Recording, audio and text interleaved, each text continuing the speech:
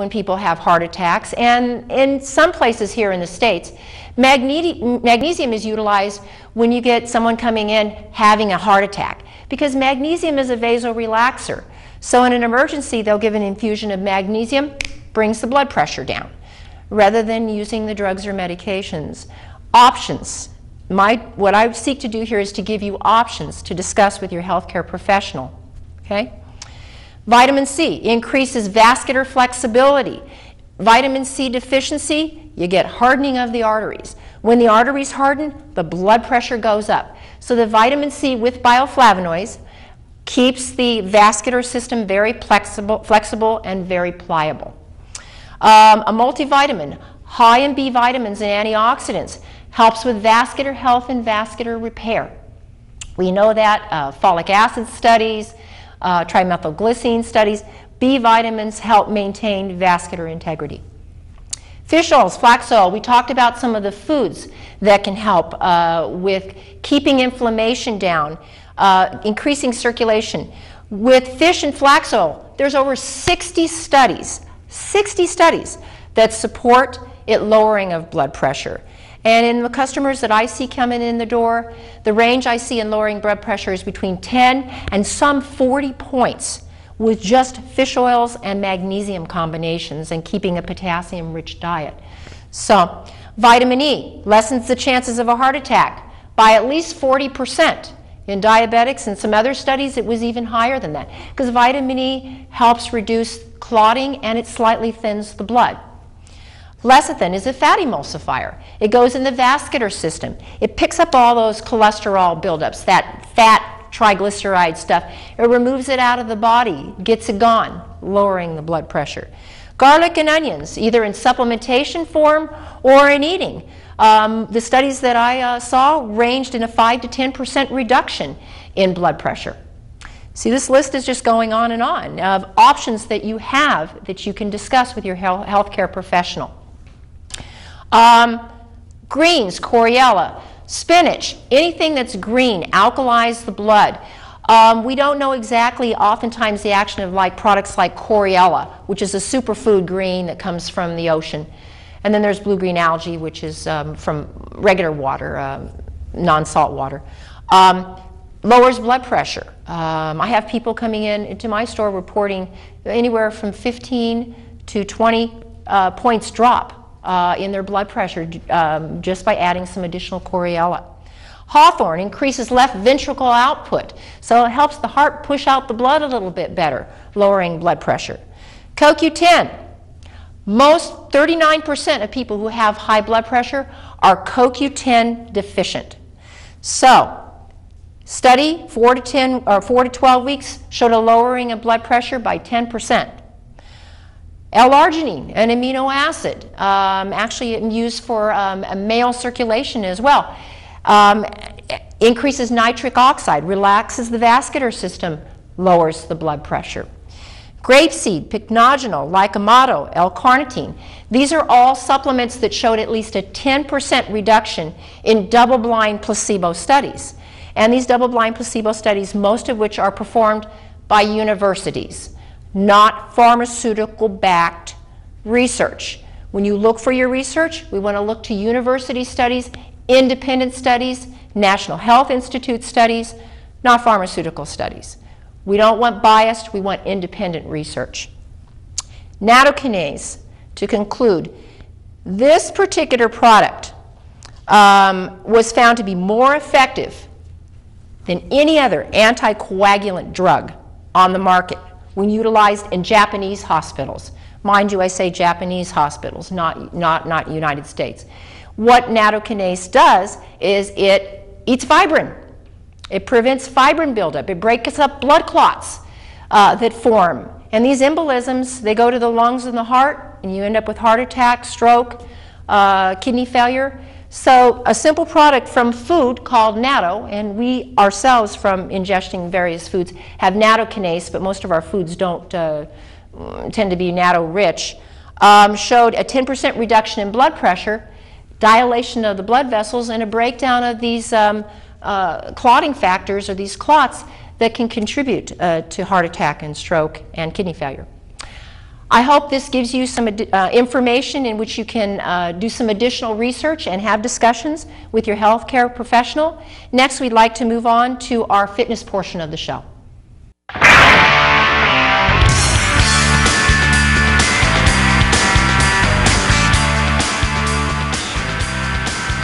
Hi, welcome to the fitness portion of our show.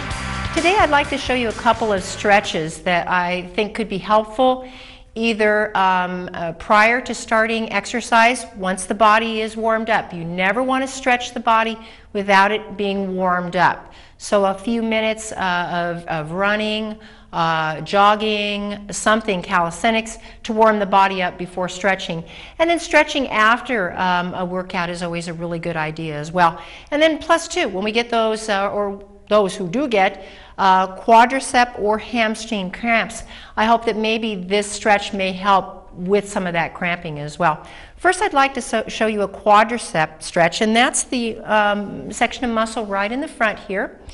And what we do is we gently pull up, and we don't go like this or this. We just gently pull up, and we put a little bit of pressure, pulling our heel towards our buttocks, just to give a nice little stretch, not an overstretch, to the quadricep. Okay, and then holding it probably for 15 to 30 seconds and then releasing it. The next stretch I'd like to show you is for hamstrings and then for the back of the calves as well.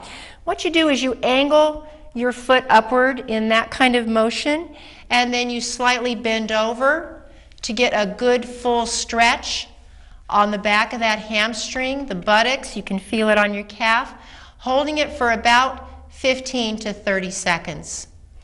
I hope that will be helpful for you. Next, we're going to be moving on to our research analyst, Ralph Turchiano.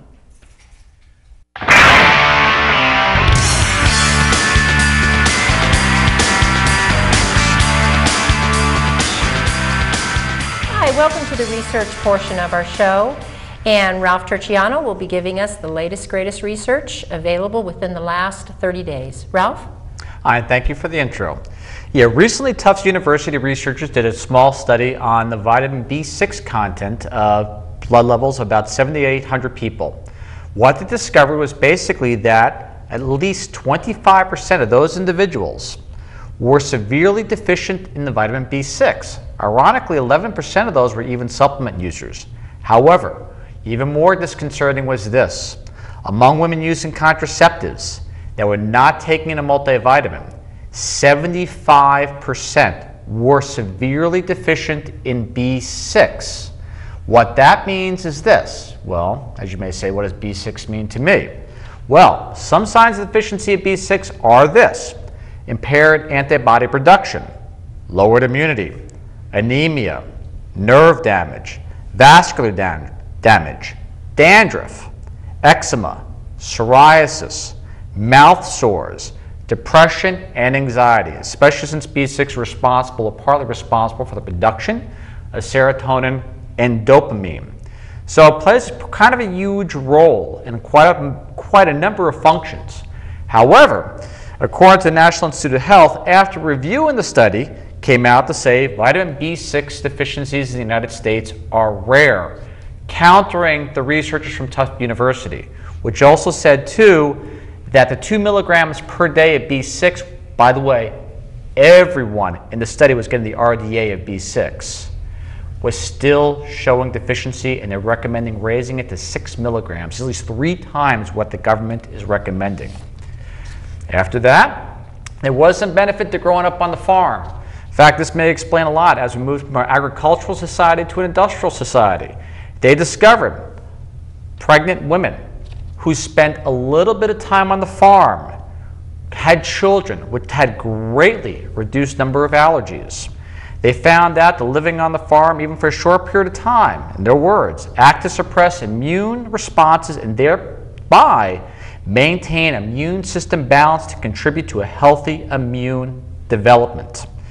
And the effect was strongest among those mothers who entered barns or drank farm milk.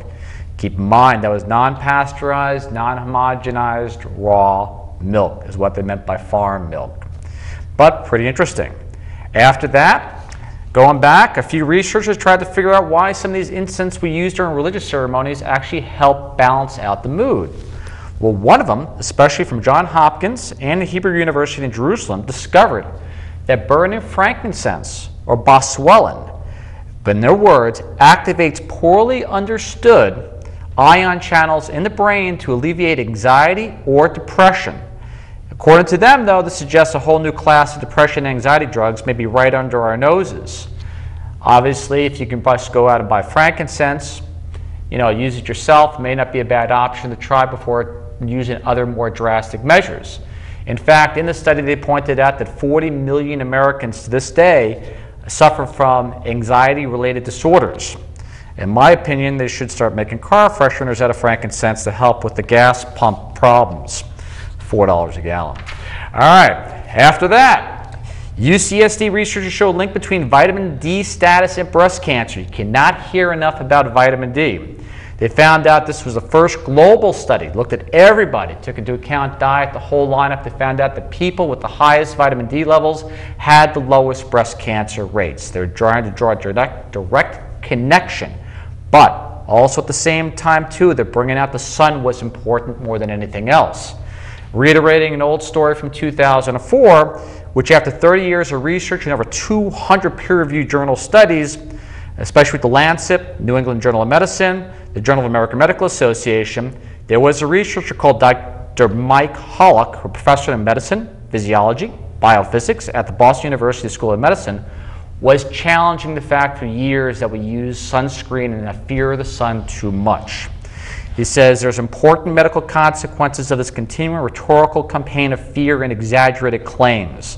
There is no doubt vitamin D is the best way for the body to control abnormal cell growth. In his words, he says this, as far as the vitamin D and the sun, primarily is generally that skin cancer in the worst case may kill 1,200 people per year. But vitamin D deficiency and the cancers caused by it, they say, is a minimum of 150,000 deaths per year. Now, going on to the industrial medicine side, more than half of insured Americans now are on chronic medicines. Give you a few statistics. 1 in 4 children and teenagers is now taking a prescription drug for a chronic condition. 52% of adult men are on prescription drugs for a chronic condition. 75% of those 65 or older. 2/3 of women, just 20 years or older, are now on prescription drugs, not birth control pills, prescription drugs for chronic health conditions. So in this case, you have to decide why. Is it poor personal responsibility? Just eat till you get a gastric bypass? Is it environmental factors? Enough estrogen enough by our farms to add 10 pounds of weight? Or is it medical bullying, which is a new trend I'm disturbed by? My new favorite fear tactic, I should say. Take this drug or you're going to die a slow, horrible death. You have to decide. But it's not going to be a brave new world which we see, where everyone takes a medicine to be happy and healthy. It's turning to a world where we're de-evolving ourselves from physical independence and creating a new evolution of chemical dependency. You decide. Wow. Thank you very much, Ralph, for your information. Once again, we hope that this show helps encourage you to do further research into its topics. Thank you very much.